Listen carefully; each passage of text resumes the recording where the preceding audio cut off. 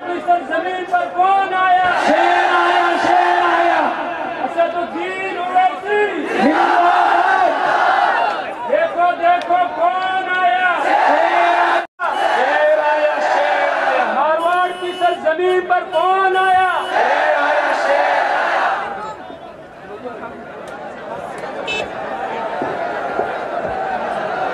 हमारे इलाके के लीडरों, हम बिल्कुल आपकी अदब करते हैं, आपका एहतराम करते हैं, लेकिन जो आपका रवैया है इससे हमारे युवा खिलाफ हैं। हमें तालीम चाहिए, हमें शिक्षा चाहिए, हमें रोजगार चाहिए। मदरसा बोर्ड में चेयरमैन बैठे हैं, हमारा शिक्षा यहाँ के मंत्री बैठे हैं। तकरीबन पिछले 20 साल से मदरसों में पैरा टीचर लगाए हैं, संविदा पे पढ़ा रहे हैं, उनको रेगुलर नहीं। पूरा बाड़मेर गूंजना चाहिए, कागड़िया गूंजने। देखो देखो कौन आया, देखो देखो कौन आया। मैं हमारे 543 जोरदार तालियां।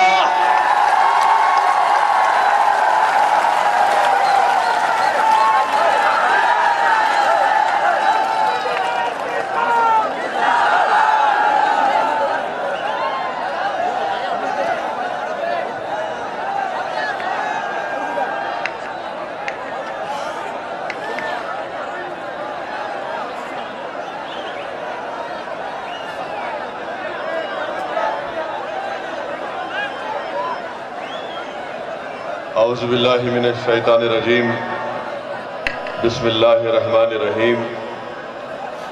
अस्सलामु अलैकुम व रहमतुल्लाहि व बरकातुहू। मंच पर बैठे हुए हमारे बड़े भाई मोहतरम जनाब उज़रहम मेघवाल जी साहब, मनवेंद्र सिंह साहब, मजलिस इत्तेहादुल मुस्लिमीन राजस्थान के कोर कमेटी के सदर जनाब जमील खान साहब,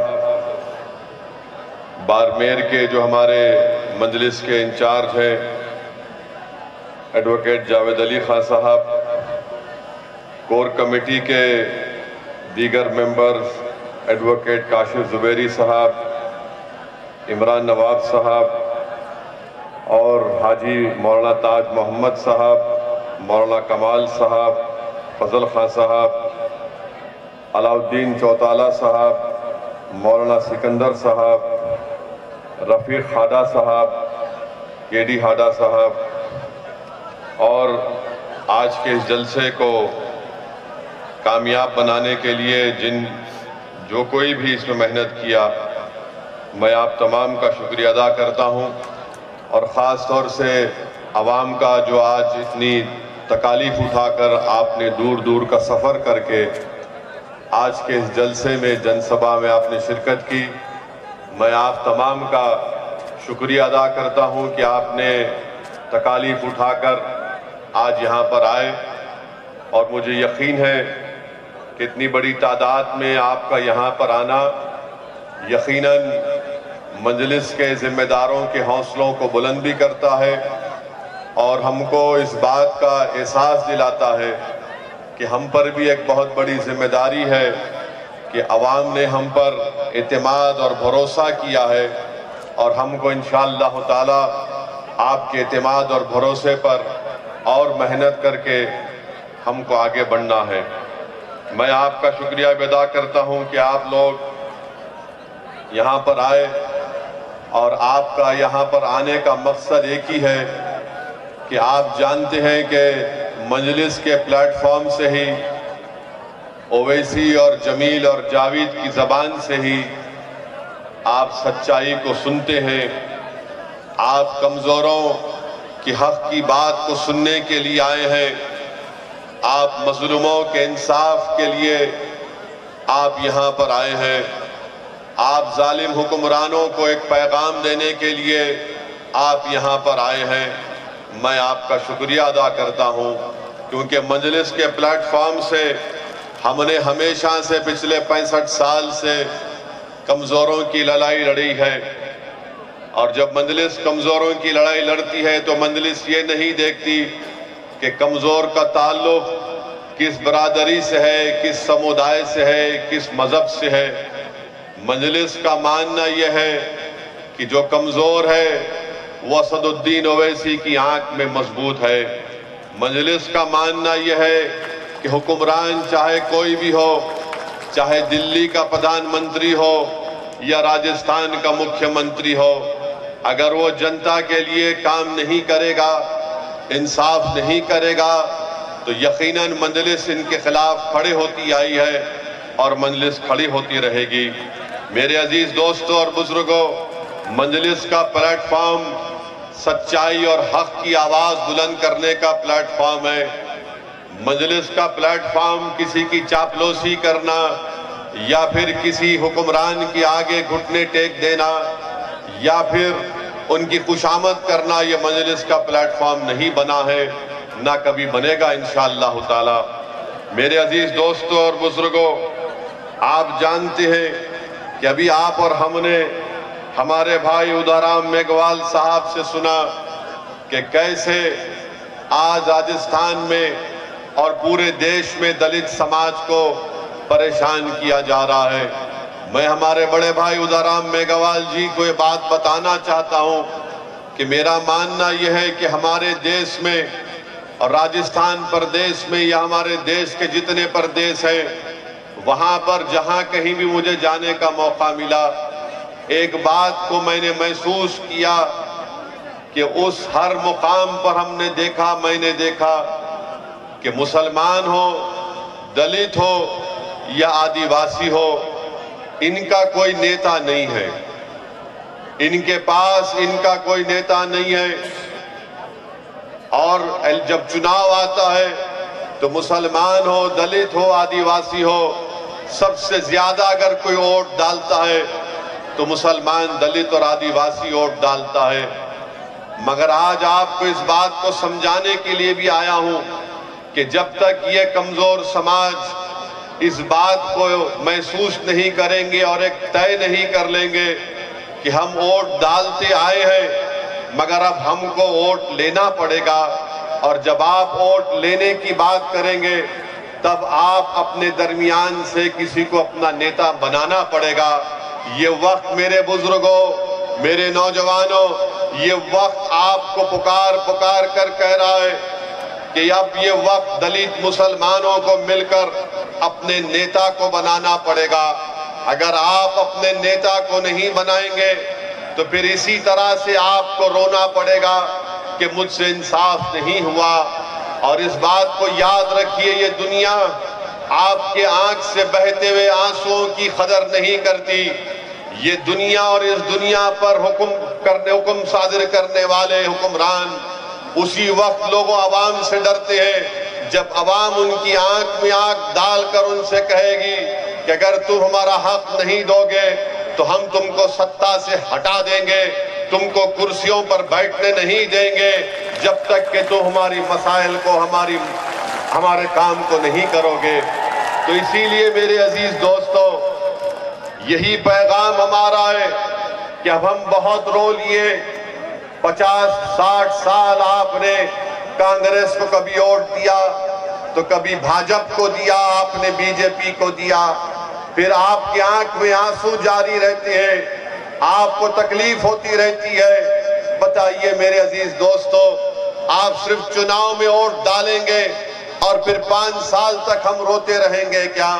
मैं आपसे ये बताने आया हूं कि जिन पार्टी के लीडर्स ने, जिन पार्टियों ने हमको रुलाया है, आज असदुद्दीन ओवैसी आपसे कह रहा है कि आप मुत्तहिद हो जाओ, अपने नेता को बनाओ, एक हो जाओ।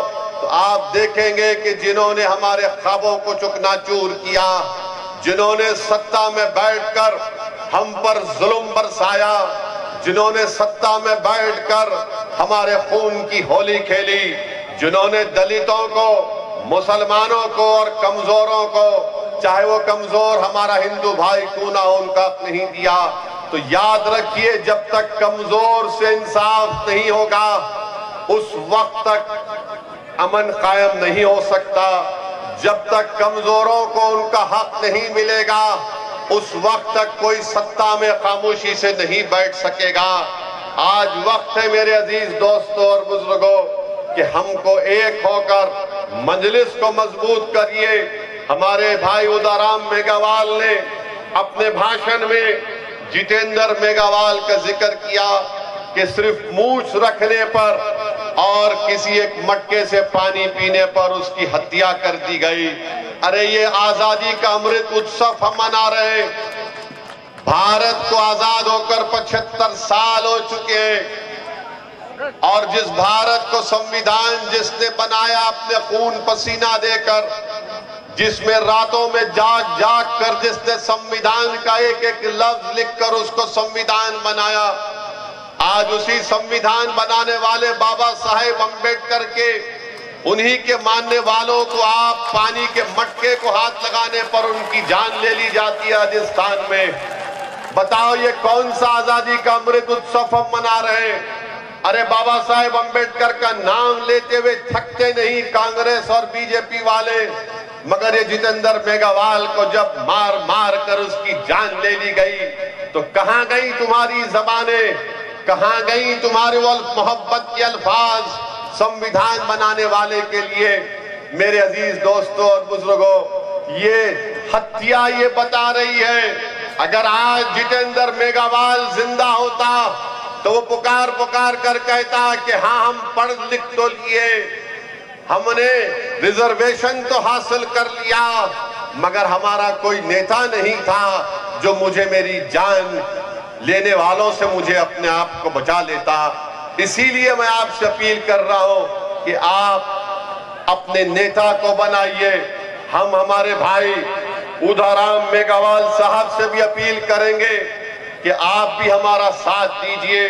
आप जहां पर खड़े होंगे हम आपके साथ खड़े होने को तैयार हैं। मेरा मानना यह है कि याद रखिए, जब तक कमजोर नहीं मिलेंगे उस वक्त तक जुल्म खत्म नहीं होता है। जब तक कमजोर एक जगह पर हाथ में हाथ और दिल को नहीं मिलाएंगे उस वक्त तक जालिम अपना जुल्म खत्म नहीं करता। जब कमजोर मिल जाएंगे तो जालिम का महल चुकनाचूर होकर रह जाएगा। जब कमजोर मिल जाएंगे तो जालिम इख्तिदार पर नहीं रहेगा बल्कि कमजोर सत्ता में आएंगे। ये वक्त का तकाजा ये है कि हम मिलकर अपनी कोशिशों को जारी और सारी रखें। मैंने कल रात में भी कहा था और आज भी कह रहा हूं कि दलितों को, मुसलमानों को, हमारे गुज्जर भाइयों से सबक हासिल करना पड़ेगा, जाटों से सबक हासिल करना पड़ेगा, राजपूतों से सबक हासिल करना पड़ेगा। जब राजपूत अपनी नेता को बनाते हैं, कोई उनका नेता भाजपा में होता है, कोई कांग्रेस में होता है, तो किसी को तकलीफ नहीं होती है। जब जाटों का नेता कांग्रेस में होता है और बीजेपी में होता है तो किसी को तकलीफ नहीं होती है। जब इन समाजों का बड़ा बड़ा नेता हर पार्टी में मौजूद है, मगर जब दलित खड़े होकर कहता है कि मैं मेघवाल को अपना नेता बनाऊंगा, जब मुसलमान खड़े होकर कहता है कि हाँ ओवैसी जो बात कह रहा है कि राजस्थान में मुसलमानों का नेता होना चाहिए, तो सबके पेट में दर्द शुरू हो जाता है। अरे जब गुज्जर का नेता हो सकता है, राजपूत का नेता हो सकता है, जाट का नेता हो सकता है, अरे हर बरादरी का नेता हो सकता है, तो क्यों नहीं राजस्थान के दलित और मुसलमान अपना नेता बनाते हैं? बनाओ अपने नेता को। क्या आप अपने नेता को बनाएंगे? क्या आप अपने नेता को बनाएंगे? ये नेता आपके दरमियान से उठेगा, कोई आसमान से आने वाला नहीं है, कोई जमीन के नीचे से निकल कर नहीं आएगा, वो तुम्हारे दरमियान से उठेगा। उसको तुमको अपना नेता बनाना पड़ेगा। और अगर तुम नेता बनाओगे तो याद रखो, जितेंद्र मेघवाल की जिस तरह हत्या की गई, कोई मैकालाल, कोई जालिम दोबारा कोई जितेंद्र मेघवाल को मारना तो छोड़ो, उसको हाथ लगाने से पहले सोचेगा। अगर राजस्थान के मुसलमान अपना नेता बनाएंगे तो आप और हम इंशाअल्लाह ताला, जिस तरह आपकी हमारी आंखों ने जुनैद और नसीर की हत्या को देखा, हम उस हत्या को नहीं देखेंगे, उस पर रोक लग जाएगा। क्योंकि मारने वालों को, जुल्म करने वालों को मालूम हो जाएगा कि मुसलमान राजस्थान का, दलित राजस्थान का जाग चुका है। वो अब तुम्हारे जुल्म को सहने वाला नहीं है, वो कि तुम्हारी बात से डरने वाला नहीं है, वो तुम्हारे झूठे वादों पर एतमाद नहीं करेगा, बल्कि वो अपने मुकद्दर के फैसले करेगा। जो लोग दलित और मुसलमानों का इस्तेसाल और एक्सप्लॉयटेशन करते हैं, वो क्या चाहते हैं कि हम इनके गुलाम बनकर रहे, हम इनके ताबे रहे, और वो ये चाहते हैं कि हमारे मुकद्दर के फैसले वो करेंगे। तो सुनो कांग्रेस और बीजेपी वालों, तुम एक कमरे में बैठकर दलित और मुसलमानों के मुकद्दर के फैसले नहीं करोगे, बल्कि हम तुम्हारे सामने कुर्सी डालकर, मेगावाल पैर पे पैर डालकर, ओवैसी तुम्हारी आंखों में आंखें डालकर कहेगा कि हम करेंगे हमारे मुकद्दर के फैसले, तुम नहीं करोगे। हम जो बोलेंगे हमारे समाज के बारे में, जो हम बेहतर जानते, तुमको करना पड़ेगा। तो मेरे अजीज दोस्तों और बुजुर्गों, इस बात को आपको महसूस करना है। मैं, हमारे भाई ने कहा कि जितेंद्र मेघवाल को गहलोत सरकार ने सिर्फ 8 लाख रुपए दिए। वो पुलिस वाले भाई, वो पुलिस वाले भाई साहब, रुक जाइए, छोड़ दीजिए, हमारी मोहब्बत में आए।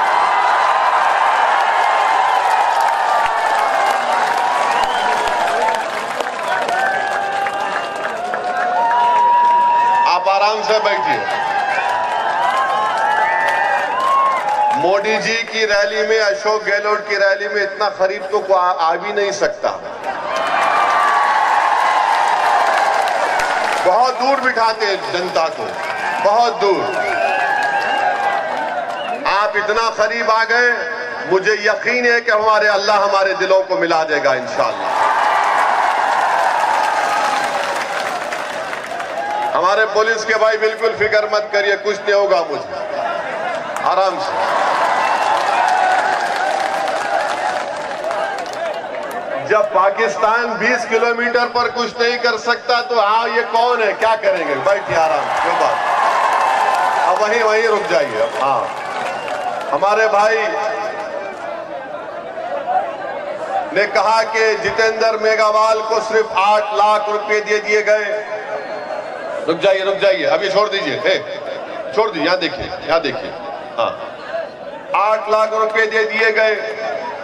हम पूछना चाहते हैं अशोक गहलोत मुख्यमंत्री साहब से, अशोक गहलोत साहब, जितेंद्र मेघवाल की जान, कन्हैया लाल की जान, जुनैद और नसीर की जान एक ही जान है। इंसान की जान की कीमत अलग नहीं हो सकती है नाम की बुनियाद पर।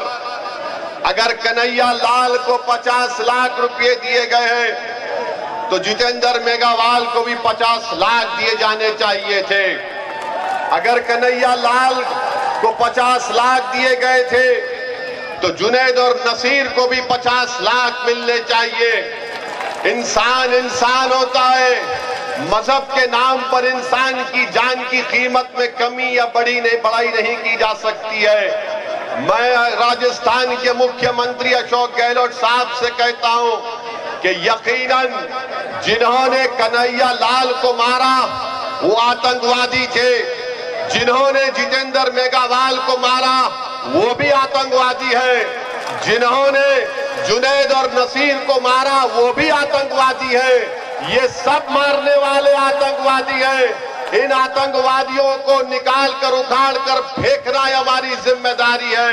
मगर अशोक गहलोत मुख्यमंत्री सिर्फ कन्हैया लाल के कातिलों को आतंकवादी कहते हैं। अशोक गहलोत साहब, जो इंसान का कत्ल करता है वो आतंकवादी है, उसका नाम चाहे कुछ भी हो वो आतंकवादी हो जाता है। मगर राजस्थान के मुख्यमंत्री आप देखिए कि जुनैद और नसीर को आप क्या देते हैं, 15 लाख देते हैं 3 स्कीम के तहत, और गवर्नमेंट की नौकरी नहीं दी जाती उनके पीड़ित परिवार को। मेरे अजीज दोस्तों और बुजुर्गों, हम अशोक गहलोत मुख्यमंत्री से पूछना चाहते हैं कि आपके दिल में ये सोच कैसे पैदा हो गई कि कन्हैया लाल का कातिल आतंकवादी है, जुनैद और नसीर और जितेंद्र मेघवाल के कातिल आतंकवादी नहीं है। अशोक गहलोत, अपनी सोच को बदलो। तुम पूरे प्रदेश के मुख्यमंत्री हो, तुम्हारी नजर में सब बराबर होने चाहिए। तुमको अल्लाह ने मुख्यमंत्री बनाया इंसाफ करने के लिए, मगर तुम मुख्यमंत्री होकर भी, इतने बड़े ओहदे पर रहकर भी अशोक गहलोत, तुम अपने छोटेपन का मुजाहरा क्यों कर रहे हो? अरे सबसे इंसाफ करो, सबसे इंसाफ करो। आप कन्हैया लाल से भी आपने किया, अच्छा किया, जितेंद्र मेघवाल से भी करो, जुनैद नसीर से भी करो आप, क्योंकि जो इंसान को मारता है उसको इंसान नहीं कह सकते, उसको शैतान कहना पड़ेगा, उसको राक्षस कहना पड़ेगा, उसको आतंकवादी कहना पड़ेगा। हम मुख्यमंत्री की सोच की मजम्मत करते हैं, कितना बड़ा प्रदेश के मुख्यमंत्री हैं और सोच इतनी छोटी उनकी क्यों हो गई, ये आपको फैसला करना है। मेरे अजीज दोस्तों और बुजुर्गों, जब जुनैद और नसीर की हत्या कर दी गई तो जमील खान ने हमसे कहा कि साहब आपको हैदराबाद से निकलकर घाटमीका को आना पड़ेगा। मैंने कहा मैं जरूर आऊंगा। मैं हैदराबाद से निकला और फिर हम लोग घाटमीका गए, जुनैद के पीड़ित परिवार से हमने मुलाकात की। क्या आप जानते हैं मेरे अजीज दोस्तों और बुजुर्गों कि जुनैद के 7 बच्चे हैं। जुनैद का बड़ा भाई पागल है, नींद पागल है, उसके भी 6 बच्चे हैं, यानी 13 बच्चों की जिम्मेदारी जुनैद की थी और जालिमों ने जुनैद का कत्ल कर दिया, बल्कि ले जाकर जिंदा जुनैद को जला दिया नसीर के साथ। आप बताइए, हमने इस बात का डिमांड किया था कि अशोक गहलोत जयपुर से निकलकर घाटमीका क्यों नहीं जाते। मैंने कहा कि अशोक गहलोत घाटमीका से 40 मिनट दूर एक मुकाम पर एक शादी की तकरीब में जा सकते हैं, तो क्या इन जुनैद और नसीर के घर को क्यों नहीं गए? मैं बोलता रहा तो अशोक गहलोत साहब को थोड़ी शर्मिंदगी महसूस हुई, निकल कर गए और जाकर जुनैद और नसीर के घर को उनको जाना पड़ा। ये हमारी पहली कामयाबी है। अगर आप अपना नेता पैदा कर लेंगे तो याद रखो, जुनैद और नसीर जैसी हत्याएं खत्म हो जाएगी और हर कोई आपसे डरेगा। वरना आज राजस्थान हो या देश हो, बीजेपी और कांग्रेस ये समझती है कि मुसलमान और दलित और कमजोर ये लावारिस है, ये हमको छोड़कर कहां जाएंगे। अरे मैं आप तमाम से कह रहा हूं कि हम लावारिस नहीं हैं, हम किसी के मोहताज नहीं हैं। अगर हम मोहताज हैं तो रब्बे करीम के मोहताज हैं, हम इंसानों के मोहताज न थे न कभी रहेंगे, खुदा ना खास्ता। अल्लाह हमारे लिए काफी है, मगर ये बीजेपी और कांग्रेस के लोग ये समझते हैं कि ये लावारिस हैं, इनको छोड़ दिया जाए, ये कहीं पर नहीं जाएंगे। अरे अब तुम जाग जाओ कांग्रेस और बीजेपी वालों, अब राजस्थान की राजनीति में एक विकल्प पैदा हो चुका है, उसका नाम मजलिस-ए-इत्तेहाद और मुस्लिमीन है। और हम तमाम 36 बरादरियों के पास जाकर बात करेंगे, हम दलित भाइयों से बात करेंगे, उन सबको साथ लेकर